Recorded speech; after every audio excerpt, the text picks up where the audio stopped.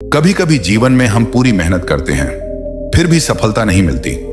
हम ध्यान लगाते हैं, कोशिश करते हैं, पर मन फिर भी भटकता रहता है। ऐसा ही एक दिन बुद्ध के एक शिष्य के साथ हुआ।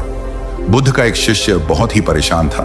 वह बहुत कोशिश कर चुका था, परंतु न तो उसका ध्यान लग पाता और न ही उसका चित्त शांत हो पाता। वह लगातार बहुत प्रयास कर रहा था, परंतु उसे सफलता नहीं मिल रही थी। थक हार कर जब वह ध्यान करने में नाकाम रहा, वह बुद्ध के पास पहुंचा और बुद्ध को प्रणाम कर उसने कहा, हे बुद्ध, मुझ में क्या कमी है? यहां जितने भी भिक्षु हैं, सब किसी न किसी स्तर तक अपनी साधना करके पहुंच रहे हैं। सबको कुछ न कुछ मिल रहा है, परंतु बहुत प्रयास करने और प्रयत्न करने के बाद भी मैं कुछ भी नहीं प्राप्त कर सका। मैं कहीं नहीं पहुंच सका।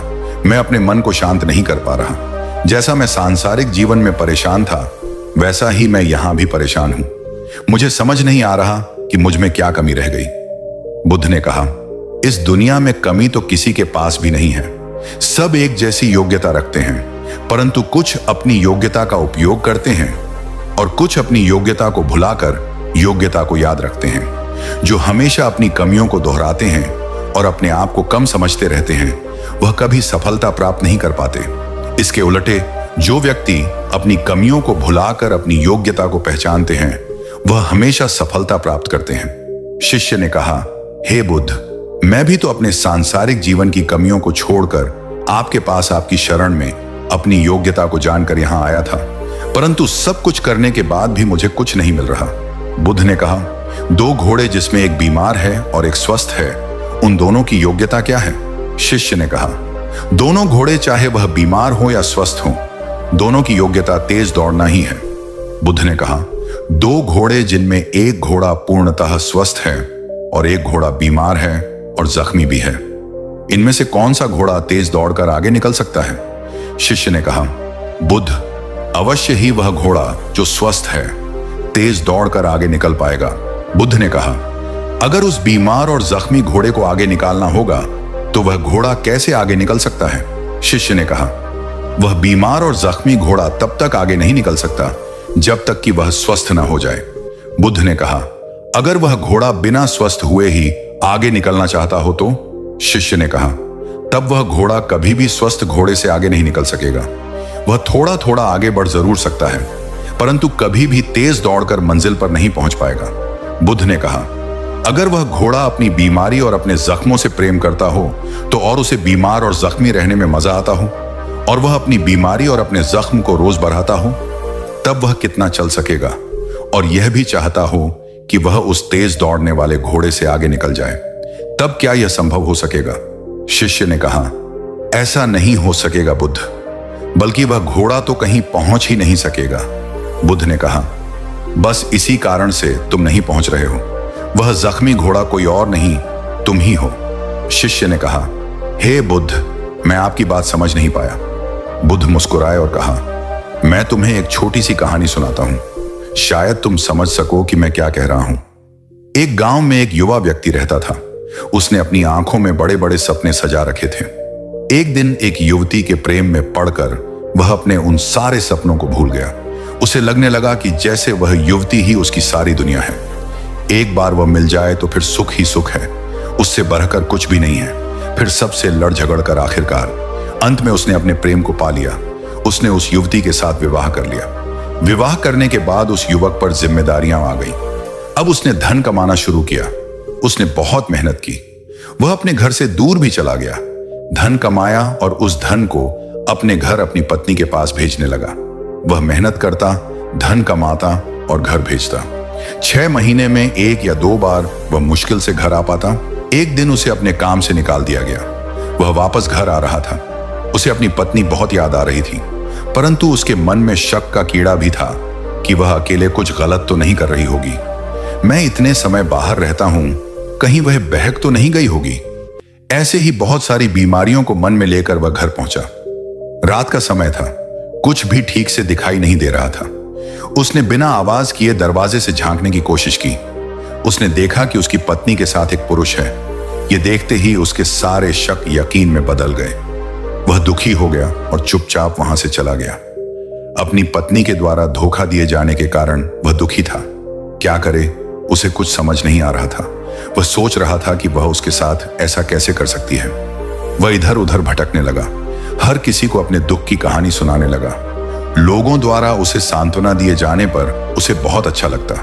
जब लोग उसकी पत्नी की बुराई करते और कहते कि वह तुम्हारे साथ ऐसा कैसे कर सकती थी, तुम्हारे साथ तो बहुत बुरा हुआ, तुम्हारे जैसे अच्छे इंसान के साथ ऐसा नहीं होना चाहिए था, तब उसे बहुत खुशी मिलती। अब उसे दुखी रहने में मजा आने लगा था। वह हमेशा कमजोर सा, बीमार सा और दुखी सा रहता और अपनी पत्नी के धोखे को याद करके रोता रहता। एक दिन उस युवक ने भिक्षु को देखा।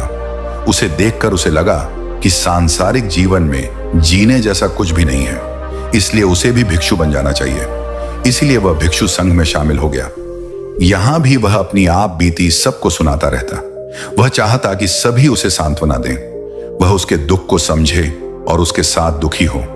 परंतु बाकी भिक्षु एक स्वस्थ घोड़े की भांति अपने ध्यान की यात्रा में भाग रहे थे, परंतु वह भिक्षु एक बीमार और जख्मी घोड़े की तरह, जिसे अपनी बीमारी और जख्म कुरेदने में मजा आता, वहीं पड़ा हुआ बस दौड़ने की मंशा मन में लिए परेशान रहता। जबकि वह यह नहीं जानता था कि जिस पुरुष को उसने अपनी पत्नी के पास देखा था, वह उसकी पत्नी का भाई था, जो अपनी बहन के बीमार होने पर उसकी देखभाल के लिए वहां आया था, क्योंकि उसका पति तो उसके पास था ही नहीं।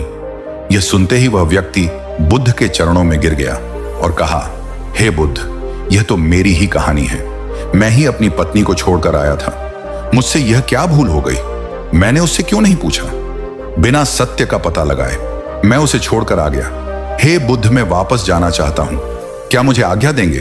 बुद्ध ने कहा, तुम्हारे पास मौका है, तुम चाहो तो यहां रुककर वह प्राप्त कर सकते हो जो वह बीमार घोड़ा कभी नहीं पा सकता। शिष्य ने कहा, हे बुद्ध, आप सत्य कहते हैं, परंतु मेरा मन अभी यहां नहीं है। मैं अपनी गलती को सुधारना चाहता हूं। बुद्ध ने कहा, तो ध्यान रहे, जीवन में दुखी होने के लिए इतने मौके नहीं हैं जितने कि सुखी और खुश रहने के लिए हैं। परंतु हमारी आदत ही कुछ ऐसी हो गई है कि हमें जरा सा दुख होता है तो हम उसे सर पर उठाकर चारों ओर घूमते रहते हैं। हमें अपने दुखों में मजा आता है, और अगर दुखों में मजा नहीं आता तो लोग दुख छोड़ नहीं देते, लेकिन वह उन दुखों को सबको बताते हैं, बताने का आनंद लेते हैं और खुश होते हैं। हम अपने दुख से चिपक जाते हैं, हम खुद ही उसे छोड़ना नहीं चाहते। इसी कारण हम हमेशा दुखी होते हैं। इस दुनिया में सभी दुख से भाग रहे हैं और दुख की ओर ही भाग रहे हैं। जो इस सत्य को जानता है वह उन हजारों कारणों को पकड़ता है जो खुशी देते हैं, सुख देते हैं, और उस कारण को हमेशा छोड़ देता है जो दुख का कारण बनता है। हमें कोई चीज अच्छी नहीं लगती तो हम उसे छोड़ देते हैं, परंतु दुख हमें अच्छा भी नहीं लगता और हम उसे छोड़ भी नहीं पाते। दो लोग जब आपस में लड़ते हैं तो वह जानते हैं कि लड़ने से दुख पैदा होगा, फिर क्यों वह आपस में लड़ते हैं? कभी सोचा है इस बारे में विचार करना? यह संसार मनुष्य के रूप में बीमार घोड़ों से भरा है, जो हमेशा अपने घावों को हरा रखते हैं। उन्हें इसमें मजा आता है, उन्हें दुखी होने में मजा आता है। वह हमेशा सताए हुए दिखाई देते हैं और वह अपने द्वारा ही सताए जा रहे हैं। याद रखना, तुम वापस तो जरूर चले जाओगे, परंतु अपना जीवन ध्यानपूर्वक जीना, क्योंकि दुखी होने का एक कारण हमेशा तुम्हारी आंखों के सामने नाचता रहेगा, परंतु उसके पीछे सुखी होने के 1000 कारण खड़े होंगे। वह शिष्य वापस चला गया। बुद्ध का संदेश, तुम दुख को नहीं छोड़ते, बल्कि दुख तुम्हें नहीं छोड़ता। ऐसा तुम्हें लगता है, पर सत्य यह है कि तुम ही अपने दुखों से चिपके रहते हो। सुख हमेशा पास में होता है, पर हमारी नजर हमेशा दुख पर टिकती है। तो आज अपने जीवन से पूछो, क्या मैं वो जख्मी घोड़ा तो नहीं जो अपनी चोटों को खुद कुरेदता रहता है? क्या मैं दुख से भागते हुए उसी की ओर तो नहीं जा रहा? बुद्ध कहते हैं, सुख और दुख दोनों तुम्हारे भीतर हैं। जिसे तुम याद रखते हो वही तुम्हारा जीवन बन जाता है। इसलिए याद रखो, सुख कोई मंजिल नहीं, वह तुम्हारा चयन है। और अगर तुमने आज यह चुन लिया तो तुम भी उस स्वस्थ घोड़े की तरह तेज दौड़ सकते हो, अपने मन की शांति और सत्य की ओर। जीवन में दुख से भागना नहीं, उसे समझना सीखो, क्योंकि समझ ही मुक्ति है। अगर आज की यह कहानी आपके दिल को छू गई हो तो इस वीडियो को लाइक जरूर करना, अपने दोस्तों के साथ शेयर करना, ताकि वह भी अपने जीवन में शांति ला सकें, और चैनल को सब्सक्राइब करना मत भूलना, क्योंकि आगे भी हम ऐसी ही गहरी, मजेदार और जीवन बदल देने वाली बातें आपके साथ शेयर करते रहेंगे। धन्यवाद।